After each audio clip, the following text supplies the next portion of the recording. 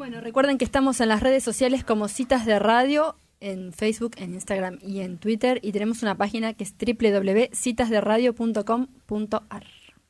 Bueno, y se va llenando el estudio de gente, ¿vieron? Porque ahora tenemos ventana, entonces de repente como que se agranda la familia de Citas. Va cayendo amigas, va cayendo bebés, cochecitos, madres, miembros del equipo. Y le doy la bienvenida a una amiga de la casa. Pata, ¿viste cómo está nuestra casa? Está lindísima. Sí, lindísima, lindísima. Está Patricia Mullen con nosotros. Bienvenida, Pata. ¿Cómo estás? Bueno, muchas gracias. Muy bien, María Elisa. Gracias por invitarme. Bueno, para quienes no la conocen, en Pehuajó cada vez es más conocida, en realidad. Hace varios años que ya está trabajando en nuestra comunidad. Patricia Mullen es psicóloga social, es terapeuta en descodificación biológica de enfermedades y es facilitadora en constelaciones familiares y psicogenealogía. Bueno, Pato, ya nos has desasnado en varios de estos temas. Me acuerdo cuando arrancábamos preguntándote qué era una constelación familiar, Sí. y bueno, todas esas cosas, pero nos parecía muy enriquecedor volver a tenerte en el estudio, porque en esta oportunidad vas a dar un curso de primer nivel Sí, de biodescodificación. sí.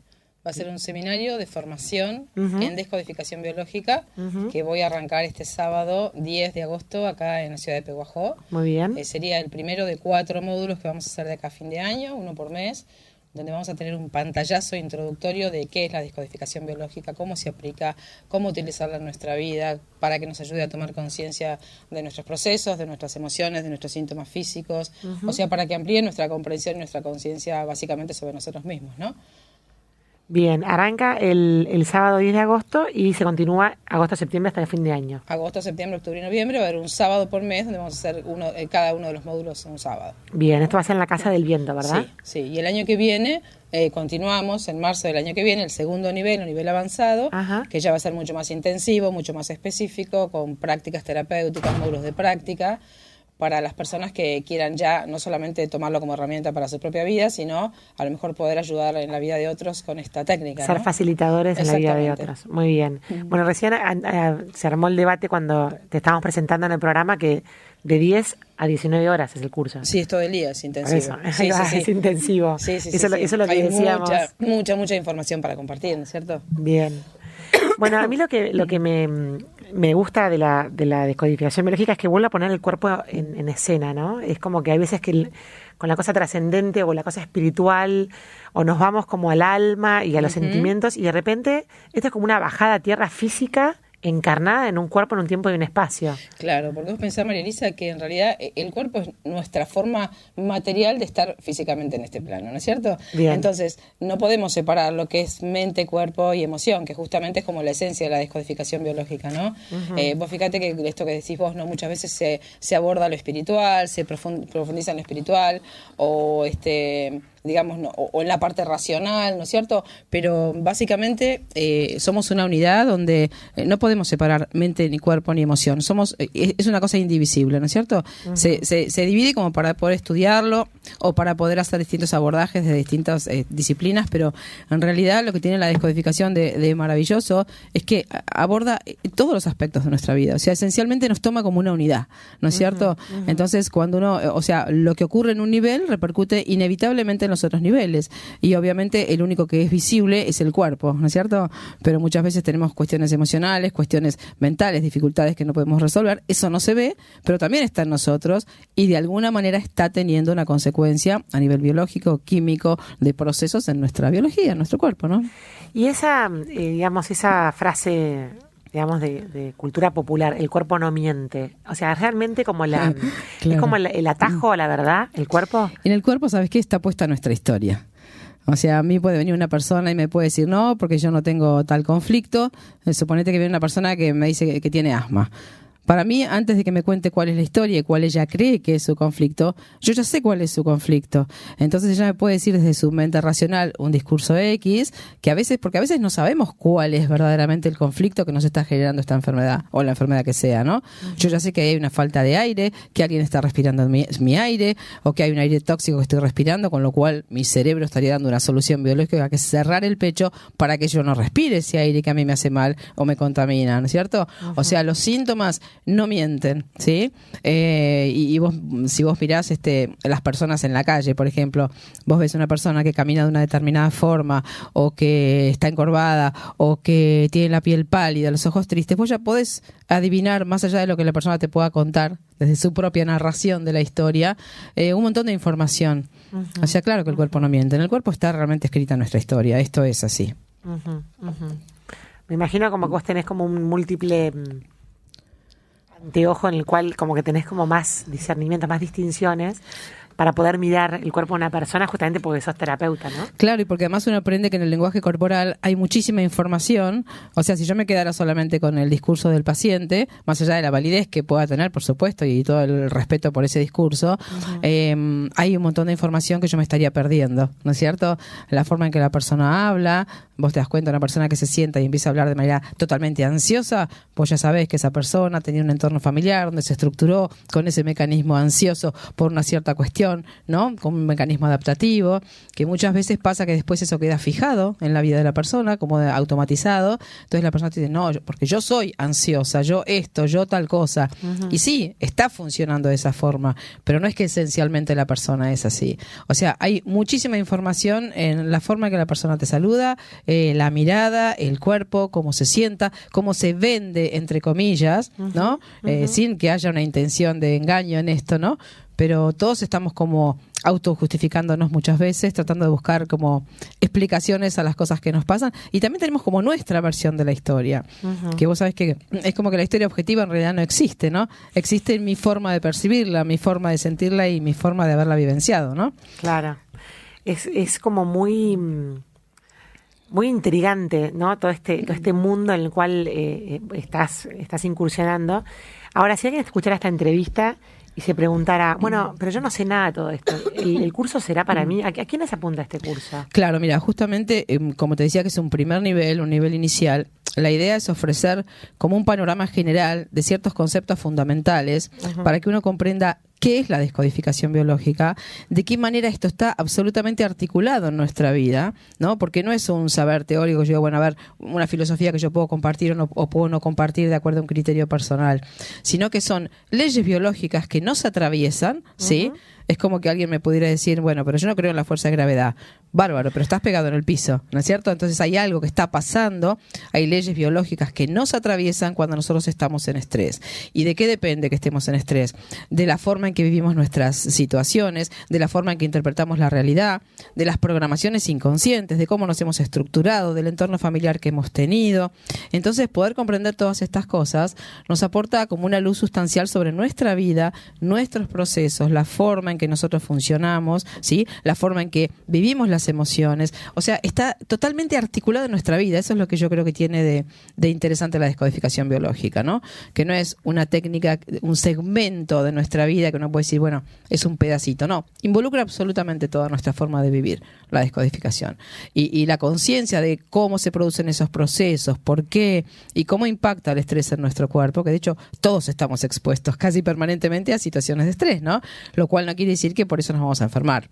El estrés tiene que sobrepasar. Hay un estrés natural, ¿no? Normal y necesario. Si nosotros no tuviéramos una cierta dosis de estrés sano, estrés positivo, no nos levantaríamos a la mañana, ¿no es cierto? No haríamos cosas, no trabajaríamos, no proyectaríamos.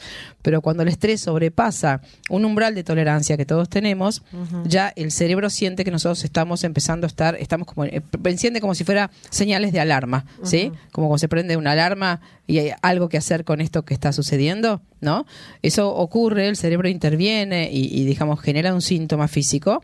O sea, el estrés baja la biología cuando la vivencia emocional que yo tengo de cierta situación sobrepasa mi capacidad de tolerancia y no encuentro como operativamente una representación psíquica del conflicto.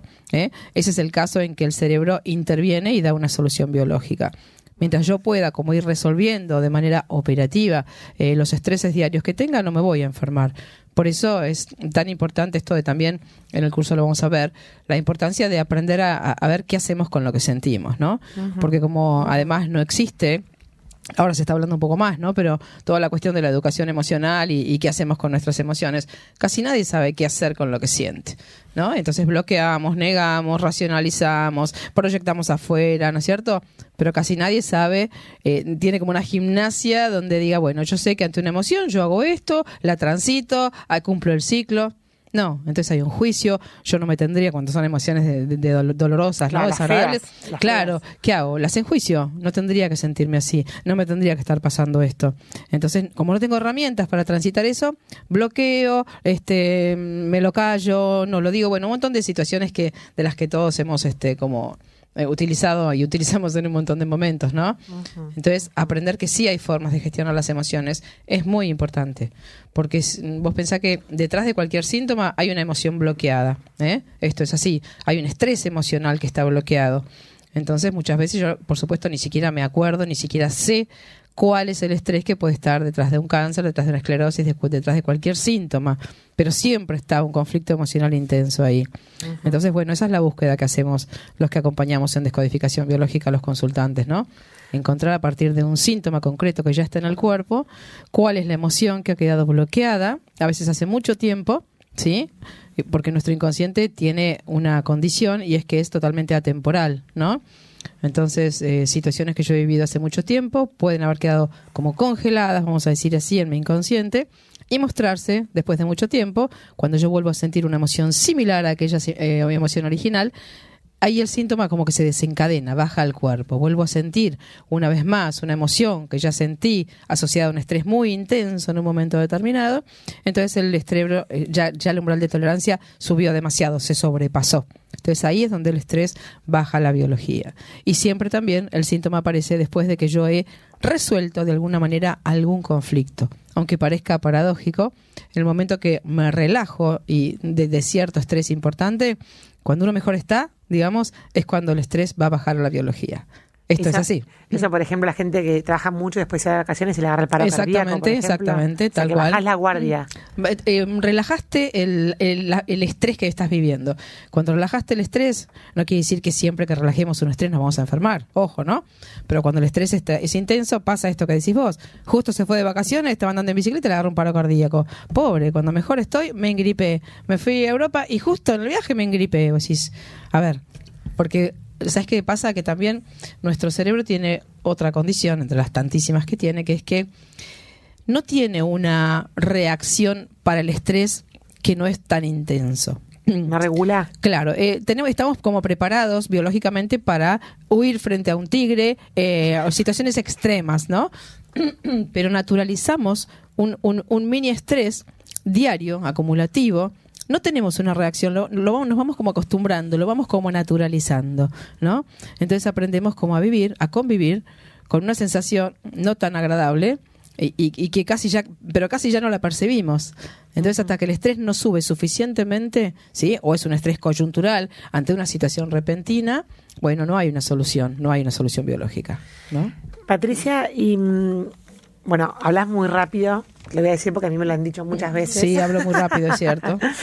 Pero cuando vos dijiste que, o sea, me imagino que los médicos que te escuchan hablar y los que tratan con los síntomas, ¿no?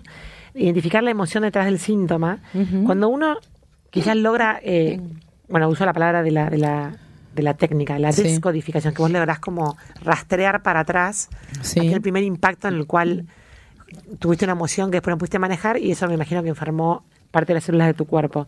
Cuando uno desanda ese camino, ¿sana o no necesariamente? Muchísimas veces sí. A veces sí. Esto no significa que sea mágico, pero si la descodificación ha sido adecuada y se ha tocado la emoción correcta, normalmente el inconsciente, al sacar a la luz esa información y que la persona ya la tiene consciente y asoció la emoción que tiene con la emoción que ha tenido guardada con el síntoma que tiene hoy y encuentra el sentido y la correlación, normalmente empieza lo que se llama la fase de reparación, donde la persona empieza a transitar el camino de curación. Ajá. Esto no es magia como ninguna cosa, ¿no? Y además, pero muchas personas sí sanan de sus síntomas, muchas personas mejoran sustancialmente sus síntomas, y también hay veces, ya que lo preguntas, en que no todo el mundo quiere curarse a pesar de que por ahí creemos que sí. Ajá. ¿No? Ajá. Porque a veces los síntomas tienen como una funcionalidad, ¿no? Bien. Me proveen amor, cariño, atención, cuidado, Nuestros ¿no? vínculos. Claro. Entonces, para el cerebro, si yo tengo una enorme necesidad de amor y no lo estoy obteniendo, por ejemplo, y bueno, si me enfermo, todos me cuidan, ¿no? Y todos están pendientes de mí, ¿no? Digo, porque una vez se piensa, todo el mundo se quiere curar, y digo así, sí, claro, ¿cómo alguien va a querer estar enfermo? Y sin embargo, paradójicamente, hay casos en que no.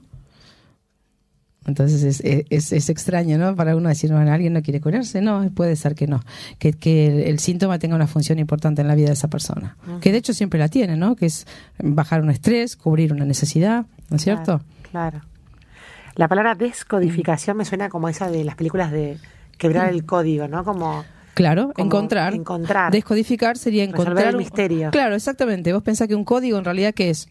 Una forma de decir algo, pero de manera encriptada, de manera que no se entienda, ¿sí? Un código es eso, ¿no? Un código, lo que hacemos es tratar de encontrar el código que está detrás de la enfermedad. La enfermedad es un lenguaje, ¿no es cierto? Entonces entender cuál es el mensaje cifrado que está atrás del síntoma que se muestra de manera visible, ¿sí? Bien, bien. Así que bueno, Pato, volviendo a la convocatoria concreta para este sábado 10. Sí. Ya nos has contado que tenés bastantes personas inscritas, Sí, todavía hay lugar. Sí.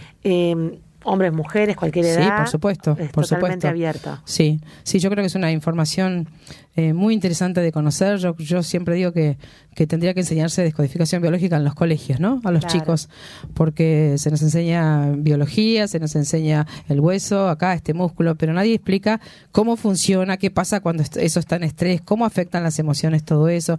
Entonces no tenemos una información para la vida, ¿no? Y creo que esto es una información justamente que nos va a ayudar a vivir mejor, a entendernos mejor, a comprender nuestros procesos vitales, a saber cómo podemos evitar enfermarnos, ¿no es cierto? Claro. Porque esto, viste que se habla de la prevención y todo esto. Bueno, la prevención también es el conocimiento de estas técnicas, ¿no es cierto? Si básicamente uno supiera qué hacer con lo que siente, cómo pararse frente a ciertas situaciones, cómo gestionar las emociones, cómo aprender a ser asertivo, cómo cubrir las necesidades que todos tenemos, no nos enfermaríamos como nos enfermamos.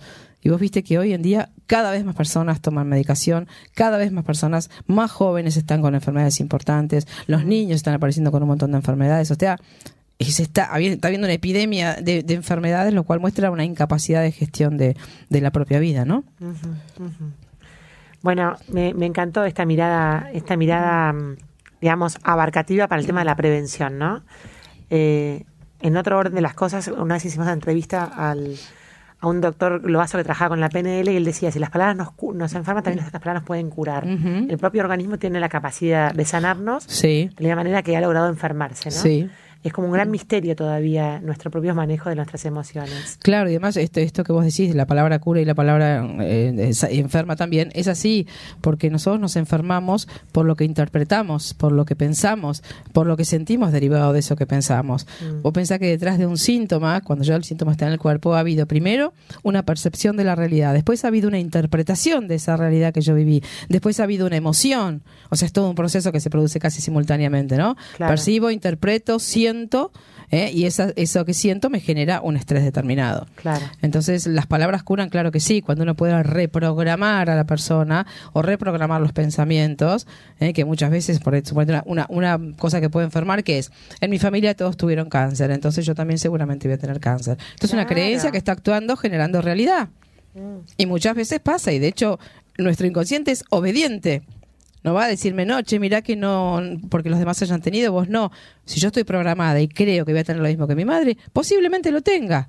Claro. O sea, esa palabra, esa creencia a mí me va a enfermar, Claro. ¿no? Entonces es muy importante también aprender a ver cuál es el sistema de creencias que tengo, sobre quién creo que soy, ¿no? Que todos tenemos como si fuera un falso personaje, que es el personaje que ha salido de la historia familiar. Claro. Estamos identificados con eso, ¿no? Y eso está cargado de una información que yo nunca elegí, jamás analicé, se instaló automáticamente en mi mente. Entonces, básicamente, no estamos siendo nosotros. Hasta que no pasa algo y empezamos a mirarnos, a tomar conciencia, a tomar herramientas, no somos básicamente nosotros. No somos libres. No, libres. Siempre hablas de lo mismo, ¿eh? Siempre vuelvo a la misma palabra. Sí, ¿eh? sí.